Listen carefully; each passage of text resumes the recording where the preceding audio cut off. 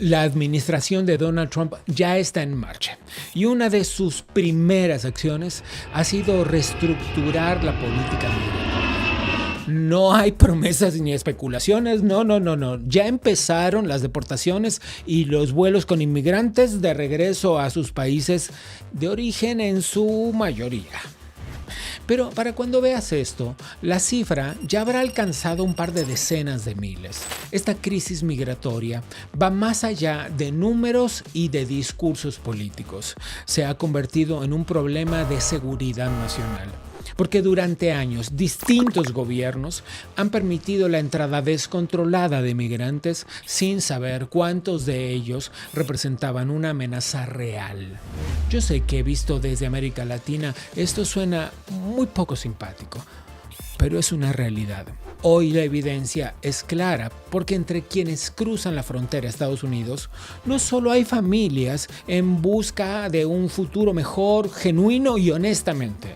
También hay delincuentes y también hay incluso terroristas infiltrados que podrían estar operando para desestabilizar Estados Unidos desde adentro.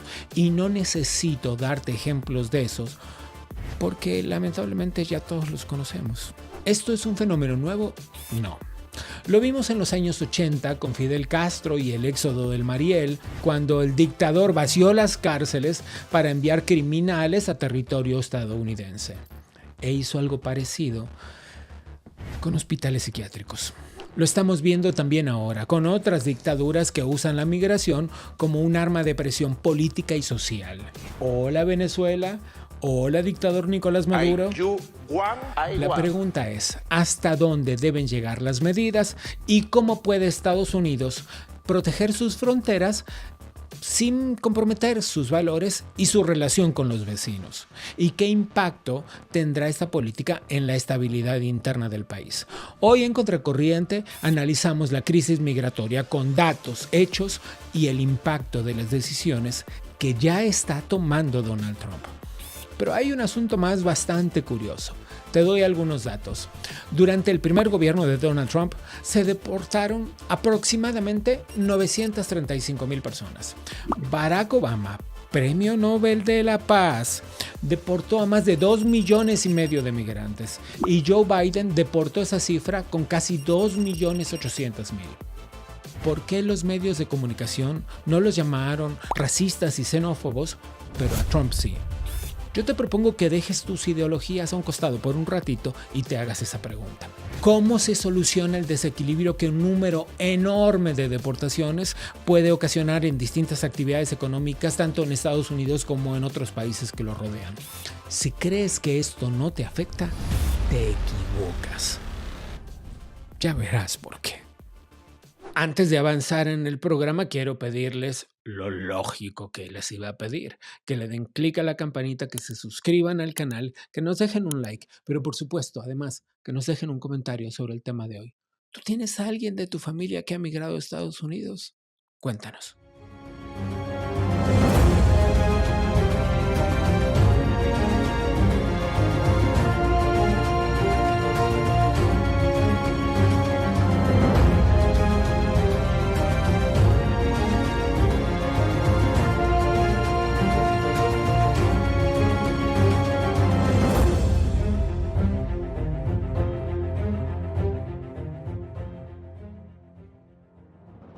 ¿Qué tema, señor? ¿Qué tema, eh?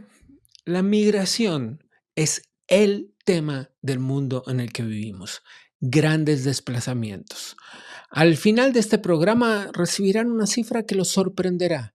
Es mucho menor de lo que uno cree, pero claro, somos 8,200 millones de personas en el mundo. Por poquitos que sean los que se muevan porcentualmente, son de todas formas millones y millones de personas. Millones y millones de personas que obligan a los gobiernos a tomar decisiones, a tomar acciones. En algunos casos, a alimentarlos, a darles educación, trabajo, seguro social, seguridad. En fin, la migración es el tema de hoy. Y la llegada de Donald Trump a la segunda presidencia, ha puesto el tema sobre la mesa más fuerte que nunca. Así es que, ¿por qué no conversamos con alguien que conoce bastante bien el tema, sobre todo en términos legales? Con la abogada especialista en migración, María Herrera Mellado. María, gracias por tomar la conversación. Muchas gracias a ti. Vamos directo al toro. Es cierto que es posible, tal y como ha prometido el presidente Donald Trump, anular el beneficio de la nacionalidad por nacimiento. Entiendo que es hoy un asunto constitucional, está expresado en la Constitución de Estados Unidos. Así es, realmente la orden ejecutiva y la intención del presidente Trump es que se revise la interpretación de una enmienda constitucional. Sin embargo, hemos visto también que ha habido una orden, ¿no?, de un juez federal que ha aceptado un preliminary injunction, una suspensión. ¿Por qué? Porque el grupo que lo ha presentado pues tenía standing, es decir, tiene un interés legítimo. Realmente no sabemos qué va a pasar, es algo que ha estado en disputa durante muchas décadas y que el presidente está intentando cumplir con una promesa electoral de que se revise para que las personas no vengan aquí a Estados Unidos simplemente para dar a luz y obtener un beneficio sin que los padres sean ciudadanos americanos o residentes permanentes. Bien, ahora esta es una pregunta súper técnica la que te haré, pero abuso de tu conocimiento leguleyo. Si está en la Constitución, en otras partes del mundo no puede ser quitado por una orden ejecutiva o un decreto. Necesita de una votación parlamentaria. Supongo que es un caso similar al de Estados Unidos. Así es, muchos argumentan que efectivamente tendría que pasar una reforma constitucional, pero de nuevo yo vuelvo al punto de partida. Donald Trump lo que quiere es cumplir con una promesa de campaña de que todo Ujú. lo que él cree que no funciona en Estados Unidos o que está en detrimento de la ciudadanía estadounidense debería de cambiarse. Él empuja su agenda de hacer a Estados Unidos primero, pasa una orden ejecutiva a sabiendas, como ya supo en su primer mandato, que los grupos interesados y que se oponen a este tipo de reforma van a impugnarlo en los tribunales. Pero aquí hay algo importantísimo, inclusive para nosotros como abogados. Cuando nosotros perdemos un caso, una apelación, inclusive en una instancia alta, vemos el razonamiento del tribunal y ese razonamiento del tribunal nos ayuda a ver de qué forma tenemos que modificar, ¿no?, el argumento, en este caso la orden ejecutiva, y empuja los argumentos para que pase esta reforma constitucional. El presidente lo tiene claro, quiere cumplir su programa de America First y quiere que los demás le sigan su camino. Bien, las cifras son sumamente inexactas Ujú. y justo por la condición de irregularidad de muchos migrantes es que es casi imposible saber cuántos son. Algunos hablan de alrededor de 15 millones, otros hablan de 20 millones de migrantes irregulares. Es una cifra realmente importante. Es una cifra que al mismo tiempo significa una fuerza laboral en algunos segmentos muy específicos de la población y en algunos rubros muy específicos de la economía. ¿Qué pasaría? Estados Unidos, algunas veces yo vivo en México, por ejemplo, y algunas Ok. veces hubo como periodos de gracia, digamos, por decirlo de alguna forma. Hace muchos años hubo un programa que se llamaba el programa Bracero, en los que Estados Unidos hizo así, miró para otro lado y dejó que todo el mundo cruzara la frontera porque era necesaria esa fuerza de trabajo. ¿Cuál es la situación actual? Bueno, desde que estaba Obama en la Casa Blanca se hablaba ya de más de 11 millones de personas sin papeles. Ujú. Realmente tenemos que tener claro que si en los últimos 4 años han entrado tantos millones, 10, 12 más, en muchos de ellos que ha reconocido la patrulla fronteriza, que han esquivado los puertos fronterizos, Sí. de seguro estamos rozando esa cifra. Más aquellas personas que tienen orden de deportación y que nunca se fueron del país. Efectivamente, si Donald Trump cumpliese con su promesa de deportaciones masivas, hay ciertas industrias que se verían impactadas, pero ¿cuál es el programa y el propósito de, sobre todo, su asesor en materia de inmigración y seguridad nacional, Steven Miller?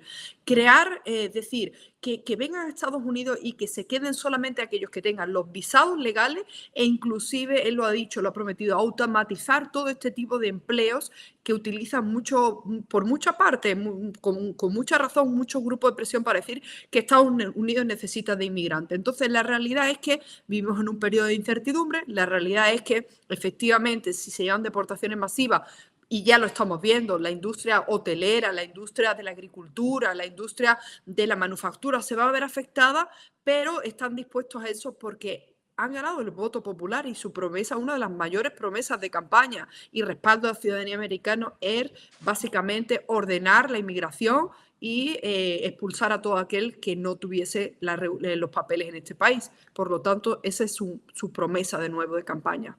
Es la abogada especializada en asuntos de migración, María Herrera. María, gracias. Gracias a vosotros.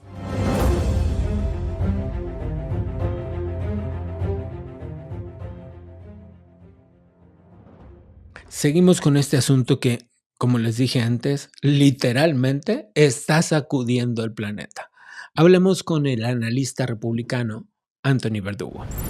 Anthony, muchas gracias por tomar esta conversación. Muchas gracias por tenerme, Gabriel. Es uno de los escenarios más complejos que ha vivido la relación México-Estados Unidos. Y hablo de esto porque es la mayor frontera posible entre Estados Unidos y cualquier otro país, ¿no? 3,000 y tantos kilómetros. Una frontera muy porosa, una frontera que a lo largo de la historia hemos visto desde caravanas migratorias intentando cruzar hasta sigilosos narcotúneles atravesando la frontera, y en consecuencia eso es lo que la vuelve tan dramática a esta frontera. Y también porque algunas veces hemos visto que la relación comercial entre ambos países es tan fluida, es la frontera comercial con mayor movimiento del mundo. En consecuencia, sellar la frontera implica tomar decisiones drásticas. ¿Qué es lo que tú ves al respecto? La relación entre los Estados Unidos y México ha sido compleja, aunque eso es en contraste al acuerdo de NAFTA, ¿no? Donde hay intercambio libre, mercado libre entre los Estados Unidos, México y Canadá también. Pero México, desafortunadamente, no ha sido un buen compañero en la historia recién cuando viene a la frontera y la protección de la frontera. Tú lo acabas de citar ahora, hablando de las caravanas, ¿no? Y permitiendo que las caravanas entraran por la frontera con México. Todos somos testigos de todos los videos que se han visto de las personas cruzando la frontera libremente, diariamente, bajo la previa administración de Joe Biden. Entonces, lo que eso me dice a mí es que México en realidad no tomaba en serio su relación con los Estados Unidos con respecto a lo que es la frontera, sabiendo todo lo que todos sabemos nosotros, que el fentanilo estaba cruzando por la frontera, que no conocemos las personas que están entrando por la frontera, personas que nos dieron falsa información, sean los nombres, sean los países donde venían, aún las direcciones de los países donde venían, direcciones falsas que se encontraron después. Y ciertamente, mira, Gabriel, toda nación, hasta el Vaticano tiene una frontera, el Vaticano en Italia. Entonces, todo país tiene que tener una frontera y tiene que tener, por lo menos los Estados Unidos, si somos un país de inmigrantes, no estamos de acuerdo con eso y bienvenido, pero hay que hacerlo en orden y decentemente. Hay que hacerlo con una estructura que ha faltado por muchos años a través de ambos partidos. Incluso vamos a estar claros en eso, no solamente la última administración de Biden, pero también con muchos partidos republicanos que no han querido tomar este tema, como digo yo, tomarlo como dicen, por los cuernos, ¿no? Tomar el cuerno por los toros, exacto. Cuerno por los toros, correcto. Y ahora perdón, al revés. El toro por los cuernos. El toro por los cuernos, exacto. No, ninguna administración, mira, claramente ni Obama ni Bush han tomado el toro por los cuernos cuando viene a este tema. Es un tema muy complejo, muy complicado, muy sensible. Sabemos que han habido deportaciones a través de otras administraciones. Eso lo sabemos, los números están ahí, los podemos ver. Pero ninguna administración hasta esta ha destacado la importancia del problema, ha destacado la naturaleza de esta crisis. O sea, esta crisis se ha desarrollado a través de las décadas, porque hace 40 años el fentanilo y el terrorismo no era una preocupación alarmante para los que cruzaban la frontera. Hoy en día lo es. Me corrigen y tienen razón, es un poco más extensa la frontera entre Estados Unidos y Canadá que entre Estados Unidos y México. Sin embargo, hay mayor flujo migratorio, infinitamente mayor flujo migratorio, entre otras cosas porque México funciona como una especie de embudo de estas caravanas latinoamericanas que atraviesan incluso durante muchos días caminando el país. ¿Crees que este sellamiento, este sellado de la frontera que propone el presidente Trump funcionará mejor para el flujo de personas o para el flujo de drogas? Mira, el sellamiento de la frontera es necesario en estos momentos por la crisis que acabamos de hablar. Ujú. No hay otra manera de hacerlo. Incluso estamos viendo que los números en estos momentos han bajado drásticamente en el último mes que esta administración ha tomado el poder comparado al mes previo, por ejemplo. Sin duda, el flujo de las personas va a ayudar en limitar eso. El flujo de las drogas, Gabriel, no sé qué decirte, porque el problema del flujo de las drogas tiene que ver con la demanda. O sea, tiene que ver con la dinámica del mercado, Y ¿no? la crisis de consumo de drogas en Estados Unidos Siempre y está en cuando hay su un peor momento. mercado, siempre cuando hay un mercado que quieren esas drogas, de alguna manera Claro. van a entrar y la frontera no es la única manera que pueden entrar. Bien, este es un hecho que hay que tener en cuenta porque no, porque arreglar esa situación no será algo que suceda de la noche a la mañana. No, de acuerdo, no. Es que tampoco llegamos aquí de la noche a la mañana. Exacto. En 1986, el presidente Reagan y el Congreso pasaron una ley inmigratoria ofreciendo amnistía a 4 millones de indocumentados en ese momento. Estamos hablando de eso hace 38, ahora 39 años, casi una generación entera. Y en ese momento acordaron, tanto el presidente como el Congreso, de borrón y cuenta nueva. Y ahora vamos a comenzar a ejercer las leyes para proteger la frontera. Desafortunadamente no ocurrió. No ocurrió porque no había la voluntad en el Congreso, no había la voluntad política para hacerlo. ¿Y por qué no había la voluntad política? Porque no había un líder que estaba enfatizando ese tema. Hoy en día ya las cosas han cambiado. Tenemos un líder que está enfatizando ese tema. Y al enfatizar ese tema, él ha creado la voluntad política para ejercer estas medidas. Déjame ponerte un escenario del que se habla bastante poco. Y una cosa es lo que sucede y otra cosa es cómo contamos lo que sucede. Y vas a entender seguramente hacia Sí. dónde voy. Donald Trump, por supuesto, tuvo un proceso de deportación como casi todos los últimos presidentes en probablemente 50 años. Sin embargo, Barack Obama deportó a 2,5 millones de personas. Una cifra todavía un poco inferior a la que deportó Joe Biden, que deportó todavía algunos más. Está cerca de los 2,8 millones de personas deportadas. Y sin embargo, nada se dice de eso. Es decir, claro, si uno se pone a investigar, lo encuentra, pero no está de la manera escandalosa en las noticias que está cuando el presidente Donald Trump habla de eso. ¿Por qué pasa? Bueno, ponte a pensar una cosa. Todo tiene que ver con promoción y mercadeo, vamos a decir así, porque eso tiene su lugar en la política también. Hace 10 años, en junio del 2015, Donald Trump baja las escaleras doradas, dicen, en la Torre de Trump en Nueva York. Anuncia que está aspirando por la presidencia de los Estados Unidos. El primer y único tema que se destaca en el discurso de esa mañana, en su anuncio, es la inmigración ilegal. Es la inmigración ilegal específicamente de México. Y con México estaba mandando aquí, en sus palabras, criminales, violadores, etcétera. Algunas personas, me imagino que son personas buenas, dijo en ese instante el candidato Trump. Hablemos con honestidad, esto resultó pues ofensivo para mucha gente, ¿no? Ofensivo, y yo creo que fue lo que él utilizó, el mensaje que él utilizó para llamar la atención a su candidatura. Comprendo. Pero a la misma vez hizo algo que quizás ni él se dio cuenta en ese momento. Le habló a un mercado de votantes, a un grupo de votantes, millones, que quizás no habían votado en décadas. Conservadores, republicanos, independientes, conservadores, centristas, derecha, que no habían buscado un candidato, no habían encontrado un candidato desde Ronald Reagan. desde Ronald Reagan.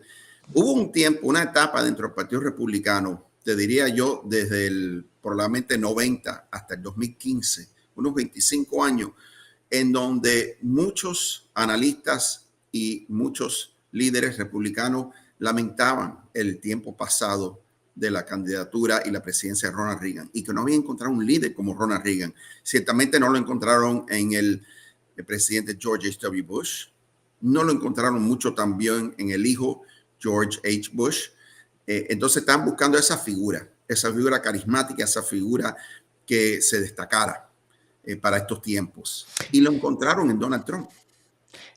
Solo para terminar, porque se acaba el tiempo. Entonces, lo que tú auguras es que probablemente los números de deportación sean similares a los de los dos gobiernos anteriores. La diferencia será que habrá una merma de todas formas por este sellamiento de la frontera. El sellamiento de las fronteras es lo que le va a dar la ganancia neta a los Estados Unidos.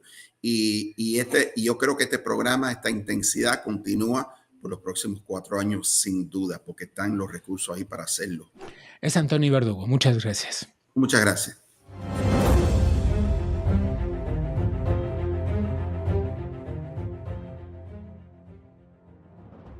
Una de las fronteras más extensas del planeta, no la más, una de las más extensas del planeta, la que comparten México y Estados Unidos. Pero no se trata solo de territorio, se trata de una de las fronteras comercialmente más activas del planeta también. Y se trata también, hay que decirlo, una de las más conflictivas. Así es que decidimos buscar otra mirada.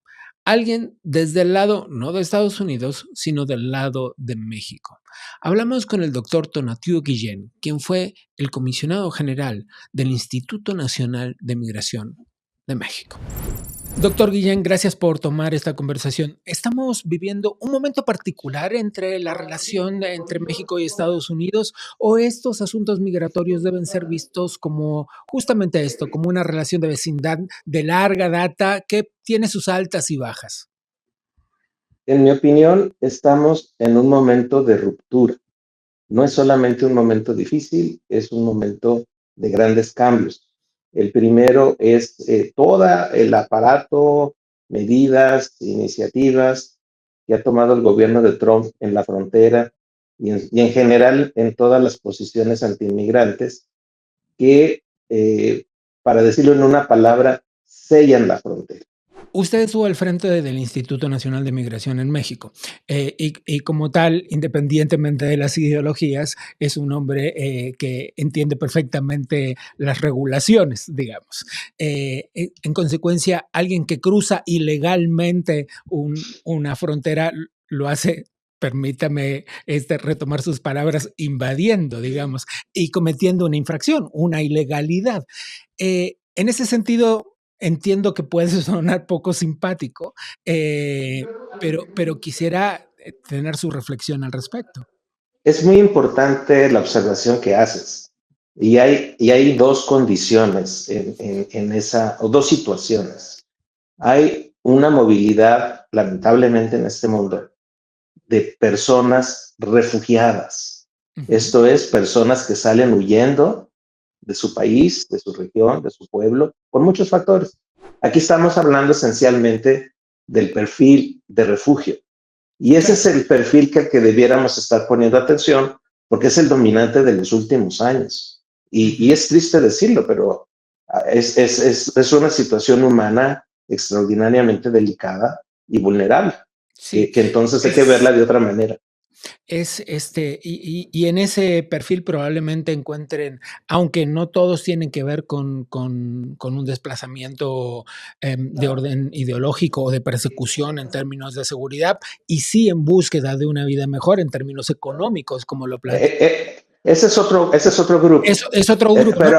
Y en ese grupo quizás podríamos incluir, a ver qué opina usted, al enorme flujo migratorio venezolano, ¿no? No estoy seguro.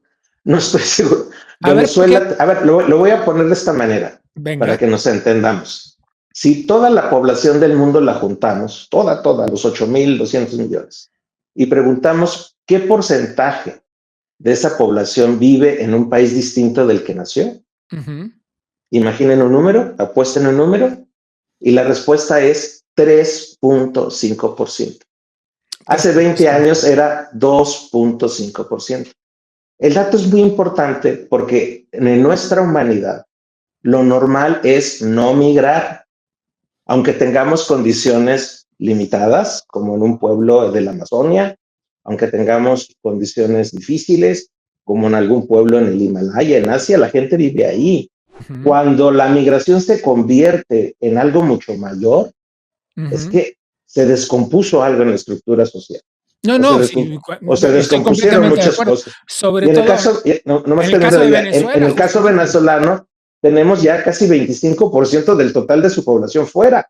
O Bueno, sea, es es que una nadie puede cosa. negar cuán descompuesta está Venezuela con un régimen Exacto, dictatorial. exacto. Entonces la gente se ve obligada a salir. México está funcionando como un tercer país seguro. Déjeme, usted me ayudará a explicarle a quienes nos miran qué es el concepto del tercer país seguro. Es decir, son personas que están siendo deportadas a un país que no es su país de origen. México está recibiendo un volumen de deportaciones que en gran medida tiene que ver con ciudadanos mexicanos, pero también hay un porcentaje nada despreciable dentro de esas deportaciones de personas que corresponden a otras nacionalidades. Entonces, ¿está México funcionando como un tercer país seguro? En esencia y jurídicamente no, porque el acuerdo de un tercer país seguro es un acuerdo formal entre estados, en donde un estado acepta el proceso de refugio de alguna persona de otro tercer país Sí. y un estado A se lo remite al estado B y ahí el proceso continúa. Ujú, Esa parte jurídica no está en México. ujú. Ahora, de facto, y sin que exista un acuerdo, México está recibiendo personas expulsadas de Estados Unidos, mexicanas, por supuesto, pero también extranjeras.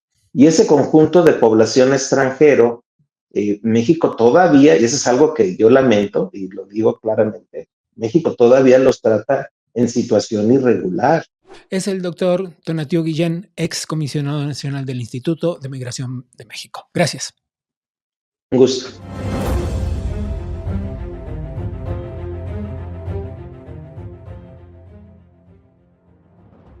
Sin duda seguiremos hablando de este asunto, porque no solo en América, en el resto del mundo la migración también es el tema.